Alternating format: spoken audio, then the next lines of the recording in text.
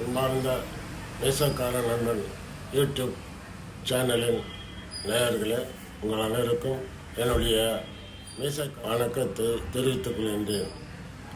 வருகின்ற 28/7/2024 வந்தவாசியில் எழுந்த அருள்பாலிக்கும் திரு அருள்மிகு முனீஸ்வரன் கோயில் கும்ப விழா மற்றும் பச்சையம்மன் ஆடி திருவிழா நடைபெற இருப்பதால் பக்தர்கள் கலந்து கொண்டு பயன்பெறுமாறு அழைக்கின்றேன்.